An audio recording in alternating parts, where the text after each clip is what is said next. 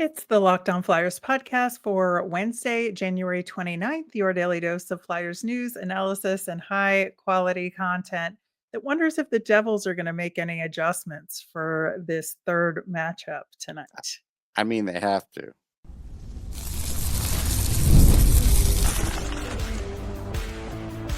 You're Locked On Flyers, your daily podcast on the Philadelphia Flyers, part of the Locked On Podcast Network.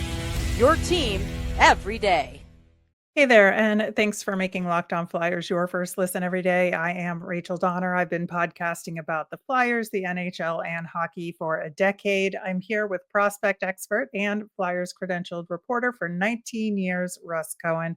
To keep up with our latest episodes and Flyers news, you can find us at Locked On Flyers on all your favorite socials, and of course, here on the Locked On Podcast Network, your team every day. We're going to take a look at some of the absences from the Four Nations rosters, people that have had to drop out due to injury and such, and some potential replacements that could be Philadelphia Flyers, as well as answer your mailbag questions. But we do, of course, have another matchup against the New Jersey Devils tonight. Flyers had an optional practice yesterday, and there was a couple of guys still not there. Good news is that Sean Couturier is back, and the bad news is that Igor Zamula is still not skating. Yeah, it's just one of those things. I forget, was he an illness or a UBI? I can't remember now. A UBI. UBI. Well, you know what that probably is. Yeah.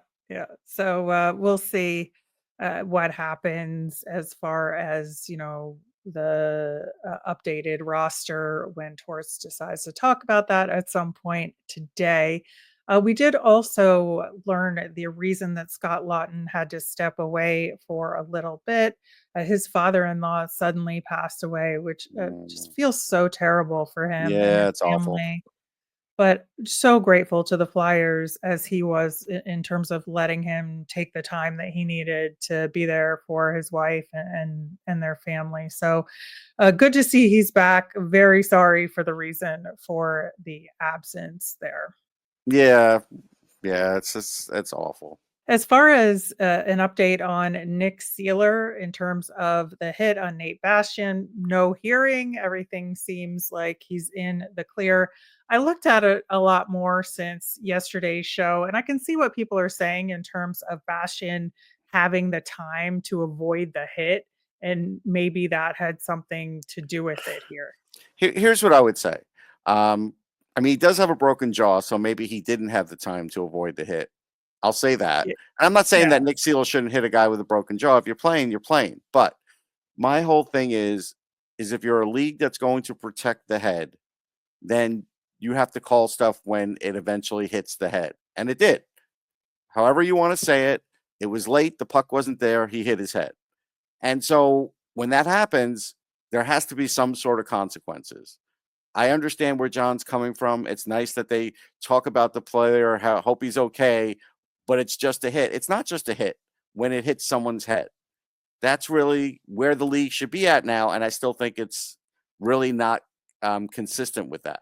Yeah, I mean, I think I can see it both ways at this point. Like, if they had decided to have a hearing, I would not have been surprised by it. The Right. fact that they didn't, I am also not surprised by that. I Right. feel like this is a pretty borderline situation here Yeah. because maybe he could have moved out of the way. The way his head was positioned, I thought was really unfortunate and led to it. And Yeah. it seemed like he held it still for a considerable, like, couple of seconds at least before the impact in real time. And so it feels like maybe he could have adjusted his body a little bit. But, again, there Yeah, I'm was not some saying he head headhunted contact him. I'm just there. saying it Yeah. happened.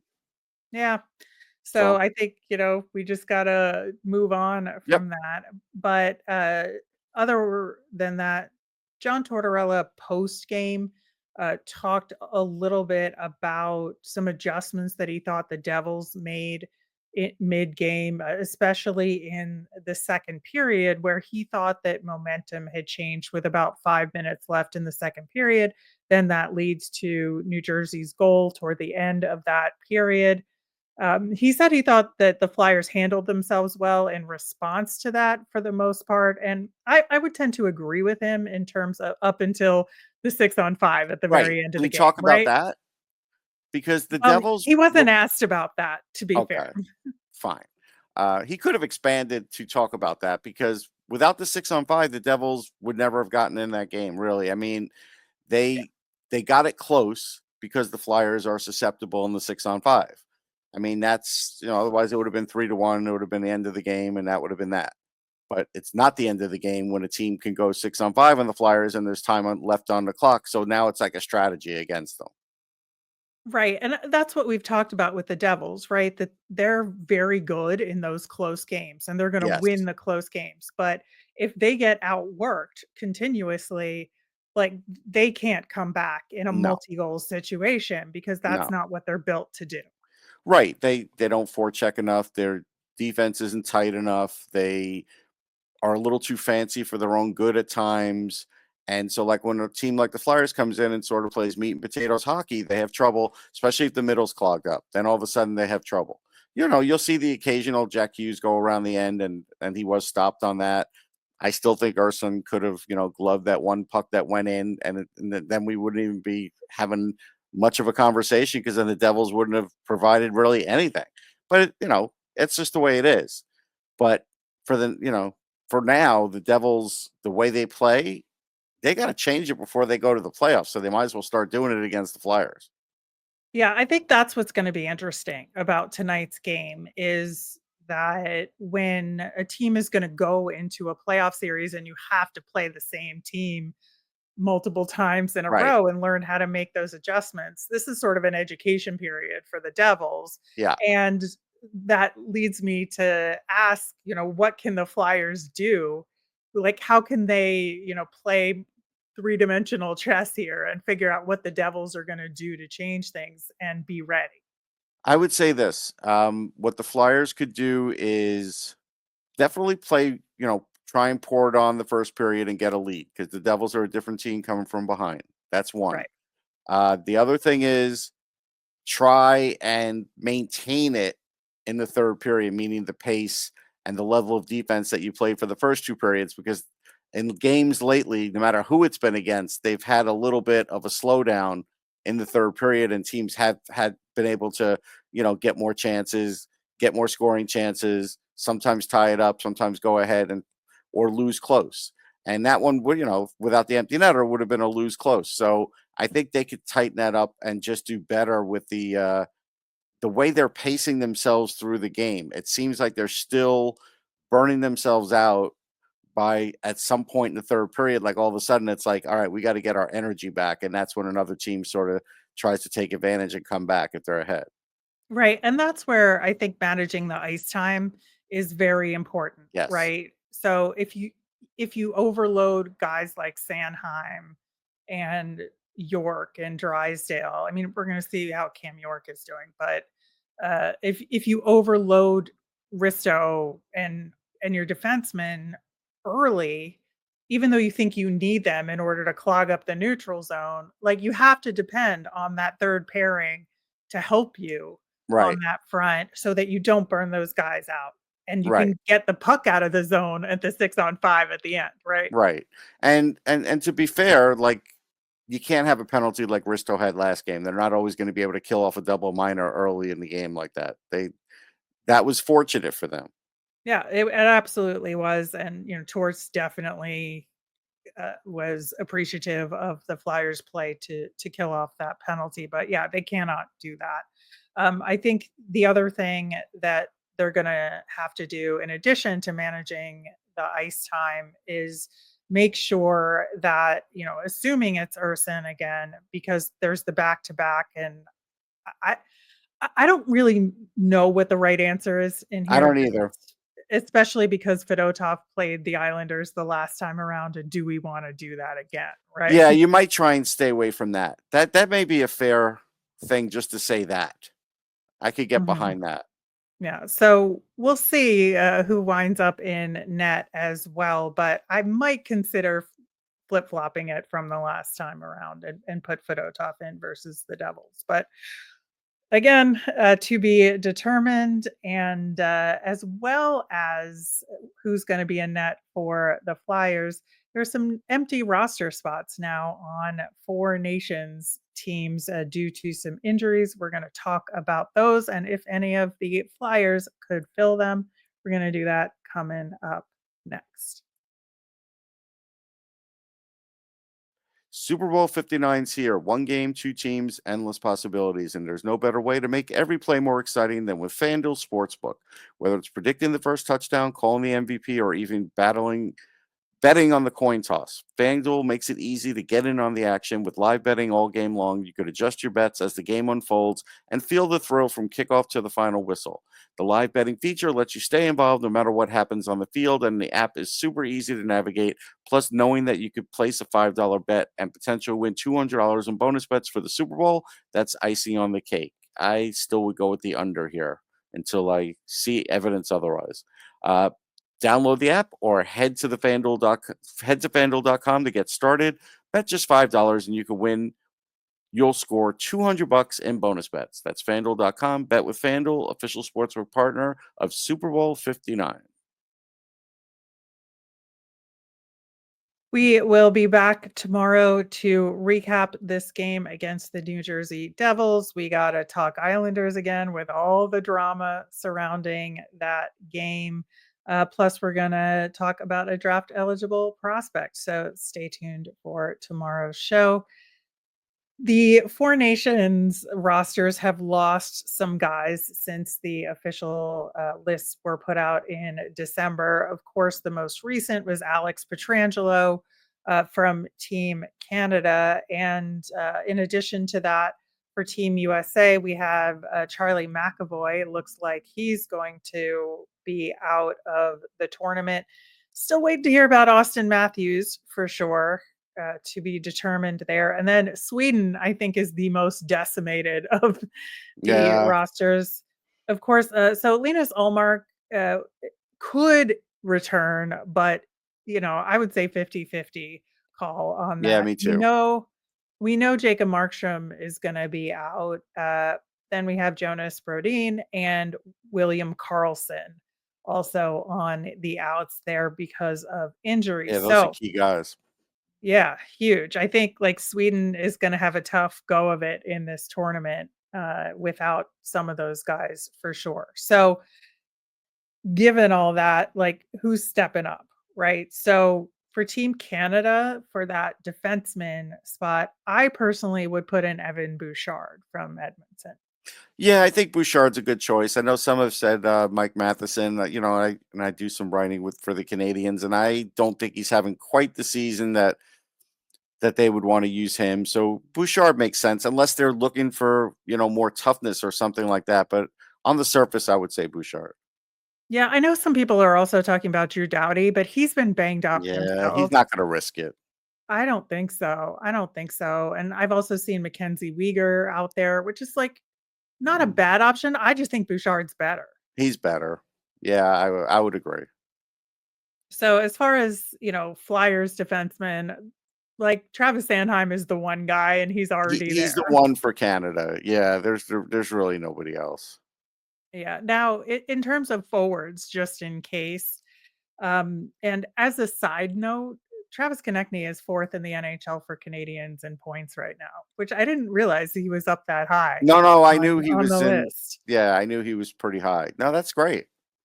Yeah, only McDavid, Marner, and McKinnon have more points than him right now, and McDavid's the only one that has it in much fewer games. Marner and McKinnon are within a game or two of him. So I think that's really good for Travis Konechny.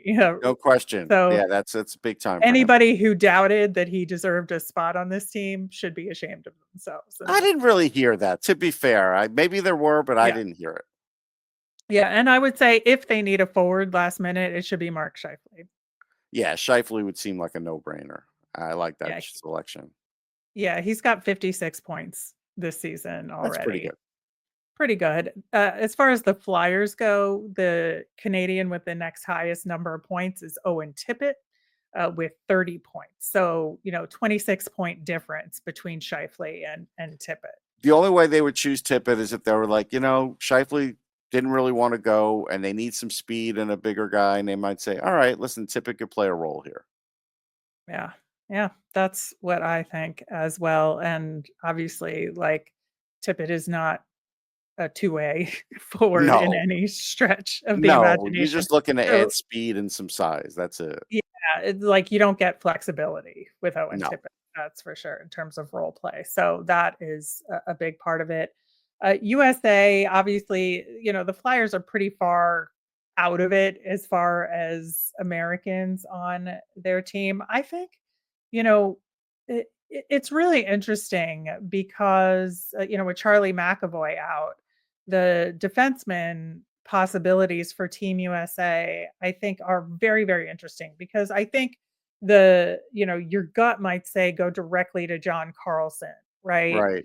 But he's Because he's older. a veteran, but he is older, and you have Lane Hudson is sitting right there as a really good option, and he might say yes, first off, because it's a great opportunity there for him, and he has more points than John Carlson this season. Yeah. I mean, Lane Hudson's a possibility unless they're looking for someone better two-way. I don't think Keandre Miller's on the team, right? No, I don't He's think playing so. better lately. He could be another option. Yeah, I Like if they're mean, Neil Pa looking for a better defensive yeah. defenseman or like a stronger defenseman, then if they say we have enough offense, then maybe Hudson doesn't get the nod and maybe someone like Miller does. Yeah, I mean, Neil Pionk is also an option Yeah, he's still more out of an there, but offenseman though. I know, and that's the thing, is, like, with him and Shane Gostisbehere, who Still is an w offenseman. still Yeah. off right, and so that's why I'm like, "Why not throw Lane Hudson in and It's a see how he possibility does?" for sure. That's what I would do. But as far as, Americans on the Flyers, Nick Seeler, who I genuinely forgot was American, I Yeah, had yeah, it yeah. It's from Minnesota, right. right? I would I say if know. if they were looking for someone to be physical and play some hard defense, they might choose him. And there's always that possibility. It's an outside chance. But listen, sometimes these teams are built like with role players in mind too after a while. Yeah, and especially if it's somebody that's gonna sit and not play, and you Right. wanna throw somebody, like, the honor of being selected Yes. but not play. Okay, Nick Seeler, why don't Right. you go do that? He'd be happy. You know? Yeah. Yeah, I don't think that's gonna happen, but John No. Carlson is for sure definitely not gonna go and just sit in the press box, like No, no, no. If he's not playing, I'm sure he's not going. yeah, yeah, that is for sure. And if they need forwards, we talked about this when the rosters came out, but Noah Cates and Bobby Brink are like neck and neck in terms of scoring in the NHL, but for American forwards, but they're 43rd and 44th in the Yeah. NHL for But Americans Kate right now. serves a significant role. So again, it would be one of Yeah, those things if they're sort of looking for a defensive forward who could play center or wing, could take some faceoffs, then it's a possibility. It's an outside chance because there's a lot of talent and there's probably other players we could name in the league. But you know, there's a chance, like a r- outside chance. right. And that's like Clayton Keller or Jason Robertson right now. And like Yeah. obviously those names make more sense here, right? Yeah. I mean, still those names make more sense. Yeah, or Cole Caulfield, let's say. I mean, put Yeah, Lane Cole Hudson Caulfield. and Cole Caulfield on the Oh, it'd team. be exciting as Do this hell. I for mean, me. Cole Caulfield should have been on the team to begin with. I So know, he so that's he the should thing. always be into consideration here. But again, Bill Guerin may be looking to play more of a role, and he might choose a guy like Robertson over him. Yeah, and, with Austin Matthews being the guy that would potentially drop, that's why Jason Robertson to me is the more Right. obvious choice. Yeah, But because then at least you still got that big body who can, mhm. who still has offense, and yeah, it would make sense. I agree with you. Alright, so for Team Sweden, here, I think, I might go with William Eklund. I know that that's probably not the popular choice here, but I just think he's having a really good season and, maybe deserves the opportunity. No, I think he'd be an excellent choice. He's having a terrific season. Uh, he's been good in international play in his career, so I think Mhm. he'd be a fine choice. Yeah, I mean, people are talking about Backlund, and I'm like, I would go with William Eklund over No, I Backlund. would go with Eklund over Backlund. I think they're just going with the veteran who's more grizzled, and it's like Yeah. okay. And then Backlund's a good player, but you know, nah. Yeah. Now, on the defensive side of things for Sweden, I would absolutely go veteran and go with Oliver Ekman-Larsson as a substitute. Yes, unless he doesn't want to. That would Correct. be the only thing, just because he has mileage on him. But he's had a little bit of a renaissance, so I could see it. Yeah. Yeah, absolutely. Now, of They course, could always go Helge Grans. No, I'm kidding. I'm kidding, folks. yeah, listen. We finally get to the realistic option for a Flyers substitute here, and of course, that's Sam Ersson at Right. goal. Now, since the holiday break, he is the top Swedish goalie in the NHL, and overall, for all goaltenders, he's 10th in save percentage and 8th in goals against average, for all goalies who have played 5 or more games since Christmas. Since Christmas, yeah. Not on the season. Yeah, I mean, right now he's earned it. Like I said, Holgberg would have been a good choice, but he's hurt. So Mhm. I think he has the inside track. I do. Yeah. Yeah, and Gustafsson is, like, the 2nd best Swedish goalie since Christmas, and he's already Right. on the team. Right. So So it's him, or unless they go with a more veteran like Anton Forsberg, who I dislike. right, I don't like him as much either, and, Sam Ersson is, other than Högberg, again, who's hurt, is the only other goaltender with, below a 2 goals against average since Christmas. Yeah. So Yeah. the Sam Ersson is definitely He'd be a good trending choice. in the right direction here. So we'll see if it becomes official. We've been waiting, but Yeah. again, Still a I couple think that weeks. yes. So well, it's getting closer than you think since we are in the last week of January here. But we have your mailbag questions to answer. There's some good ones around Michkov as well as the draft and so much more coming up next.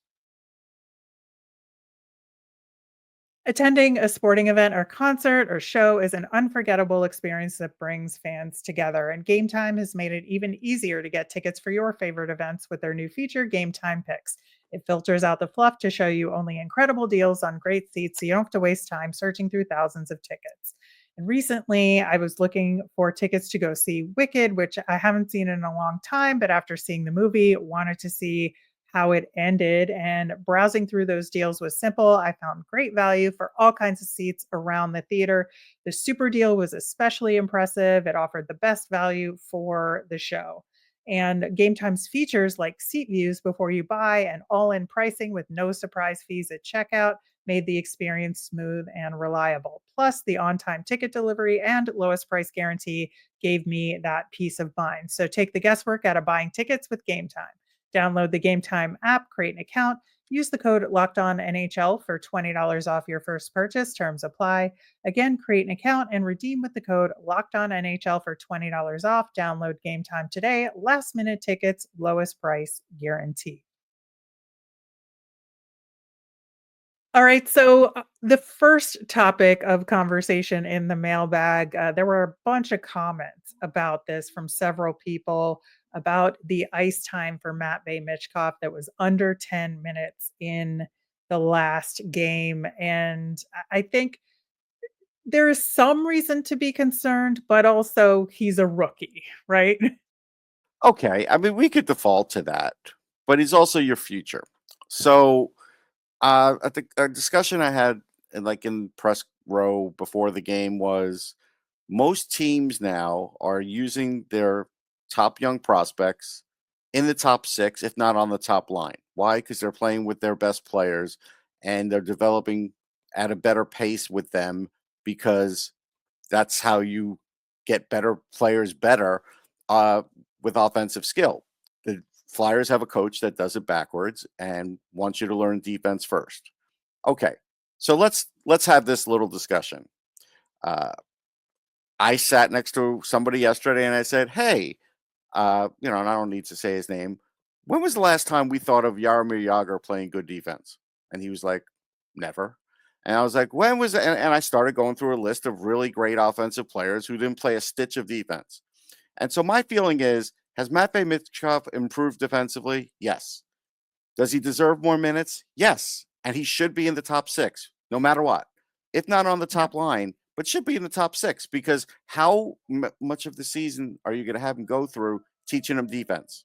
Yeah, and that's where sort of the long-term effect comes into play, Yes. right? Because and Torts has talked specifically about this in terms of balancing teaching him, quote unquote, the right way to play with limiting him offensively. And when you bench him for, a good portion of the third period when your team is tired out there and Hmm. just get his legs out there at the very But least. Torrance, it doesn't matter if the I team's know. tired; he'll still throw you out there.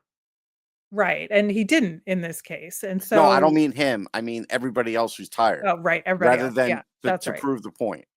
Yeah, correct, correct. So I think, there's more to kind of dig into here with the specific numbers, and we can do that on a future show and comparing to other rookies and Yeah, such.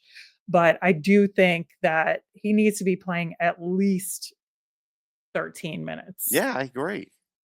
Shouldn't even be debatable at this point. Yeah. Following up on our face-off conversation that we had last week, Seamus asked, I am much more concerned about power play face-offs than shorthanded. I don't see any other team in the league struggle nearly as much as we do getting into the zone and setting up. I agree. I mean, we know the root cause, and maybe they'll take care of that at the end of the season. But for now, I don't know the solution because it just hasn't worked. I don't have a solution because I can tell you what the solution could be, but again, they don't seem to have any interest in changing it up enough that it would matter. So I think you're stuck with it. That's what I think. That's what my answer is. Yeah, and I think it has to do with looking toward the future and figuring out who's going to take those face-offs Right. moving forward, right? And Yes. making sure you have a role player that's one of the things that they'll be able to do for you, Right. Even if you right? pick up that person in free agency over the summer, yeah, Yep. that should Yeah, be a focus for the next coach, absolutely. for the next power Yep. play coach. Correct. Like from your mouth to the heavens, Russ. Chris asks you specifically, Russ, what is the rush? Let the market build and wait for teams desperate for a right shot D-man to up their offers. This is for Ristolainen. Hmm. Is it unreasonable to think Briere should have made a deal by now? Let this thing marinate. And this person suggests that maybe you should not be the Flyers GM. That's fine. So far, I'm not, so that's fair.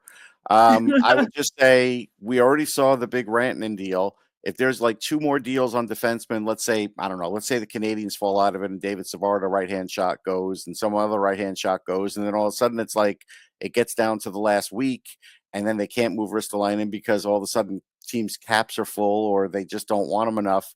Then it turns into a Chuck Fletcher situation. Right. And I think to me, you have to compare it to like real estate, right? Because you never want to Yes. live in the most expensive house on the block or the cheapest house on the block. You Right. always want to be somewhere in the middle, right? Yes. And so I feel like that's the strategy here. You don't want to be the first deal made, but you don't Right. want to be the last deal made either, No. right? You Or want to no be deal. that second deal, Yeah. right? Yeah. You want to be that second So deal he so has to you do get it a before high the value. deadline because teams are starting. They're talking a lot now. Obviously, if the Rantanen deal didn't tell you anything, it told you that teams are already in great discussion about trades that we don't all hear about because of the short track after the Four Nations to the trading deadline. Yeah, I think that's the sweet spot is the second or third deal for a right shot defenseman Yeah, at the deadline. because And there's if other you're ones out waiting, there. He's not the only one. yeah, and I mean, to me, I don't trade him because of reasons I've already talked about, Sure. but if you are going to trade him, that's the strategy for sure. Our last question here, Mike sent us a really thoughtful email about the 2025 NHL Draft Rankings, specifically referring to Bob McKenzie's list and the article. And a quote from the article said, from some scouts, as good as the top guys are this year, one scout said, I'd be surprised if anyone from this draft plays in the NHL next season. Another one said, numbers 1 to 8 are quite strong, but there's a bit of a drop off after 8. And then again, a bigger drop off between 15 and 20. So, as far as the Flyers having all these assets in this draft, knowing this about this particular draft? Like, what's the strategy here? Yeah. So it's good that you could quote Bob, but you could have quoted me too. I've been saying this for a month. Like I've been saying this exact same thing. Like I may not have Right. gotten And as these are scout quotes in I an know. article written by Yeah, Bob. because Bob gets an So, amalgamation of all these other yeah, scouts, and that's how he comes up with his list. But I'm just saying, right. I'm one of the people that have been saying this for a while now too, and we even talked about it on a previous show, not in great depth, what I feel like the Flyers should do uh, about this draft, because I think Brent Flair miscalculated how deep it was. I mean, I just have no other way of saying it. It's hard to tell 2 years out when you're making deals, or a year and a half out when you're making deals, how a draft's going to be in the future. It's very hard to tell, because I can't tell you how many guys uh, look like they were going to be a number one, like let's say Michael Misa, and then they don't turn into a number one. But it looked like that a couple years ago, and then all of a sudden they drop. It happens all the time. So they should divest of one of their first round picks, because I don't think having 3 is going to guarantee you could trade into the top 10. I don't. And I feel like trade that pick and one of your prospects or roster players. If you're going to trade Farabee and get something. You're still not going to be able to get a number one center. So for the people that have that thought, you're not getting that. But you still could get a very good center, or you still could get a very good defenseman, or a good prospect one that's just on the cusp of coming up to the NHL, maybe a year away, and you're still in a rebuild, so that's fine. That's what they should be looking at doing, because I Yeah. feel like otherwise you're just going to be, making picks in a draft that, yes, you're going to be getting players that are going to show up on the roster, but if they're bottom 6, bottom pairing guys, how many of them do you want to collect in one draft? I think that's what you have to evaluate. Yeah, I think that's absolutely fair. And I think, looking toward the future, and, that's the one scenario where the Flyers could be buyers, Right. right? Is if Yeah, there's a hockey trade. scenario. We call it a Yeah, hockey trade, right? yeah, is to make a hockey trade like that for sure. But yeah, there's a lot more to talk about that. And as we get closer to the draft, we're going to talk about the Flyers strategy and what to do with this bevy of picks that they have in this year's draft. That will do it for today's show. Thanks so much for listening. We'll be back tomorrow to recap the game against the Devils, talk about the drama in the game against the Islanders that is to come. As a reminder, we always want to hear from you. So if you've got questions you want us to answer like we did today, let us know on any of our socials at Locked On Flyers. You can email us at Locked On Flyers or comment on our YouTube channel. I'm Rachel. I'm on Blue Sky and Twitter at rmiriam. That's RMIRIAM. I'm Russ. I'm at Sportsology on the same socials, SPORTSOLOGY. Thanks for making Locked On Flyers your first listen today. For your next listen, find Locked On Fantasy Hockey, become a fantasy hockey expert, get the edge over your league mates with daily tips from Steal and Flip. Find Locked On Fantasy Hockey on YouTube or wherever you listen to podcasts. Have a great day, everyone.